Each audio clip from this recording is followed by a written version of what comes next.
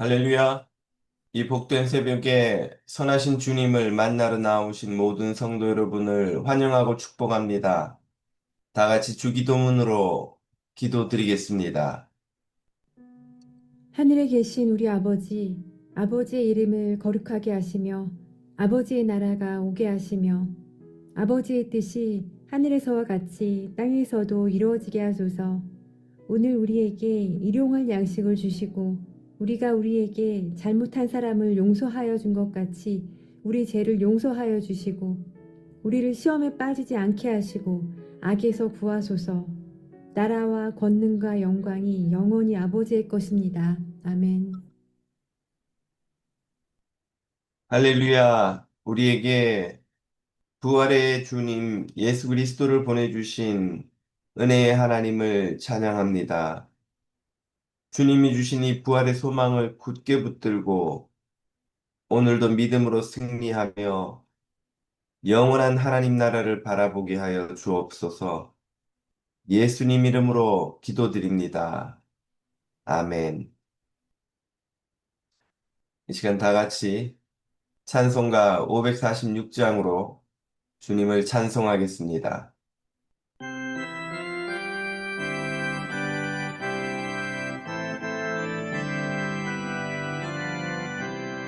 사망을 이긴 주 교회의 머리가 죄사함 받은 우리도 주 안에 살리라.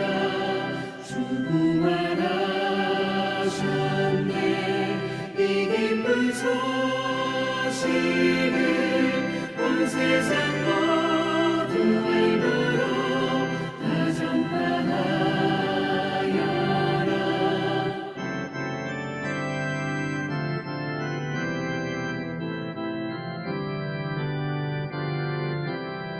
저 모든 천사여 검은 옷 하면서 사망을 이긴 주님을 늘 찬송하여라. 하늘에 오른 주 영원히 계시사 온 교회 성도 위하여 늘 기도하시네.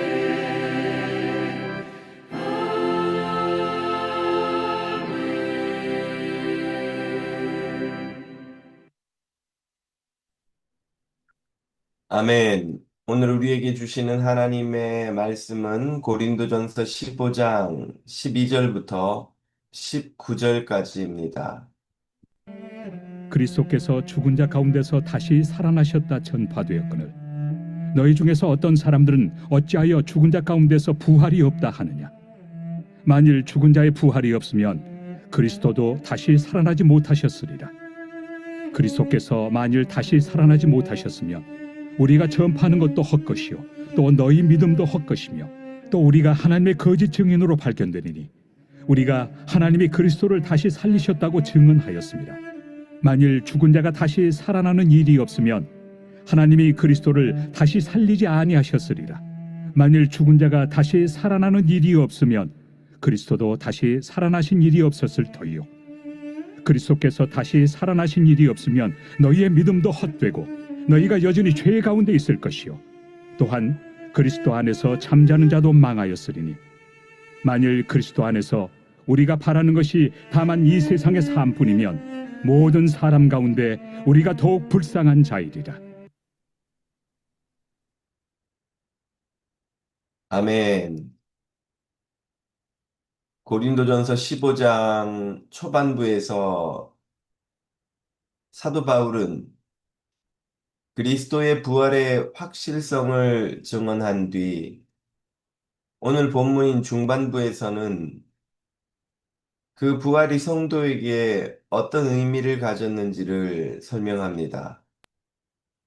먼저 12절에서 15절의 단락에서는 우리 기독교 신앙의 핵심이 바로 부활 사건임을 바울은 선포합니다. 12절에서 부활이 없다는 고린도 교회의 일부 교인들의 주장을 사도 바울은 반박합니다. 아마도 그들은 육체를 저급한 것으로 여기는 헬라의 이원론의 영향을 받은 이들일 것입니다. 후에 영지주의적 이단으로 발전하는 교회 안에 스며든 헬라의 이원론은 성도가 저급한 육체로 다시 부활하지 않고 영으로서만 천국, 곧 이데아적 세계로 가서 사는 것이 구원이라고 믿었습니다. 이런 그릇된 구원론은 오늘날에도 일부 교회에 널리 퍼져 있습니다. 바울은 13절에서 부활이 없다면 그리스도의 육체적 부활도 불가능했을 것이라고 강조합니다. 그랬다면 지금 전도하고 있는 자신이나 이 복음을 믿는 고린도 교인들이나 모두 허상을 전하고 믿는 것이라고 말합니다. 부활을 전하고 있는 자신은 거짓 증인일 수밖에 없는 것입니다. 부활이 없다면 하나님이 그리스도를 죽음에서 다시 살리시지도 않았을 것이라고 합니다. 그러므로 부활은 기독교 복음에서 뺄래야 뺄 수 없는 핵심 사건입니다. 바울은 다음으로 16절에서 19절의 단락에서는 부활이 주는 소망을 설명합니다. 16절에서 부활이 없다면 그리스도의 부활도 없었을 것이요. 또 17절을 보면 고린도 교인의 믿음도 그렇다면 헛것이며 죄에서 구원받는 길도 열리지 않았을 것입니다. 18절 그리스도를 믿고 고난과 순교도 마다하지 않고 묻힌 이들의 죽음도 가치 없는 헛것이 되고 말 것입니다. 19절 부활이 없다면 성도에게 남은 것은 이 세상의 삶뿐인데 이토록 박해받고 결국 순교까지 당하는 삶이야말로 아무것도 의미 없는 무의미한 것이요. 이처럼 불쌍한 사람이 어디 있느냐고 바울은 묻습니다. 즉, 부활이 없는 복음은 믿을 필요가 없는 거짓, 헛된 말일 수밖에 없는 것입니다. 이렇게 사도 바울은 부활이야말로 우리에게 가장 중요한 메시지이며 가장 큰 소망을 주는 사건이라고 선언합니다. 2000년 전이나 지금이나 부활은 기독교인의 가장 위대한 소망입니다. 이 부활보다 더 큰 소망이 없습니다. 이 땅에서 어떤 복을 누리든 부활의 복과 비교할 수 없습니다. 성경적 부활은 바울이 고린도 교인들의 일부 그릇된 주장을 반박하며 강조한 것처럼 몸이 부활하는 것입니다. 현재 몸의 고유성이 유지되면서 동시에 약함과 추함은 모두 극복되는 방식입니다. 이로 인해 부활의 소망은 현재 삶에 엄청난 가치를 부여합니다. 오늘 이 땅에서 행하는 모든 것이 소멸되지 않고 부활의 몸에 영향을 미칠 것이기 때문입니다. 내일 읽을 본문 15장 후반부에서 사도 바울은 그러므로 우리의 모든 수고가 헛되지 않을 것이라고 합니다. 고린도전서 15장 58절입니다. 그러므로 내 사랑하는 형제들아 견실하며 흔들리지 말며 항상 주의 일에 더욱 힘쓰는 자들이 되라. 이는 너희 수고가 주 안에서 헛되지 않은 줄 알미라. 현재 우리가 하는 모든 공부와 수고와 창조적인 행위, 발명과 정교한 기술을 연마하고 수고하고 봉사하고 섬기고 나누는 모든 것은 영원의 가치를 지닙니다. 부활의 몸은 또한 영광과 아름다움을 가짐으로 인해 우리에게 놀라운 소망을 줍니다. 그 몸은 우리가 생로병사의 고통으로부터 자유롭게 할 것입니다. 주님이 천지를 처음 창조하셨을 때의 영광을 회복한 몸은 놀라운 기쁨과 행복을 선물할 것입니다. 우리는 젊은이의 몸이 가진 에너지와 그 몸으로 하는 운동, 스포츠, 그 목소리가 만들어내는 아름다운 하모니, 그 손으로 그린 그림이 주는 놀라운 행복, 그 손과 정교함으로 만드는 건축물과 발명품과 과학기술이 빚어내는 문명의 화려함을 훼손됨이나 왜곡됨 없이 온전히 누릴 것입니다. 그때의 문명은 더 이상 하나님을 대항하지 않으며 형제 자매를 착취하지 않으며 서로 전쟁하지 않는 평화의 세상을 만들 것입니다. 창세기 1장에서 하나님이 인간과 피조세계에 복을 주시며 함께 주신 사명, 즉 생육하고 번성하고 땅에 충만하고 땅을 다스리는 기쁨을 온전히 누릴 것입니다.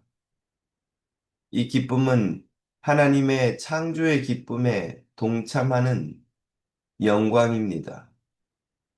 이보다 더 큰 복과 소망이 세상에 또 있을까요? 여러분은 이보다 더 큰 어떤 복을 누리실 수 있습니까? 이 부활의 소망을 굳게 붙들고 모든 기쁨과 영광을 누리시며 영원까지 간직될 믿음의 삶을 오늘도 살아가시기를 주님 이름으로 축복합니다. 이 시간 다 함께 주신 말씀을 붙들고 같이 기도드리겠습니다. 부활의 소망을 굳게 붙들고 오늘의 삶이 더욱 성실하고 진실되고 충성되도록 기도하겠습니다. 오늘 중고등부 여름 수련회가 시작되어 오는 토요일까지 4일간 진행됩니다. 우리의 자녀들이 이 수련회를 통해서 믿음의 사람으로 설 수 있도록 하나님 나라의 일꾼으로 다음 세대를 책임질 그리스도의 사람이 되도록 중보하겠습니다. 다른 환우들을 위해서도 기도하며 다 같이 주님 앞으로 나아갑니다.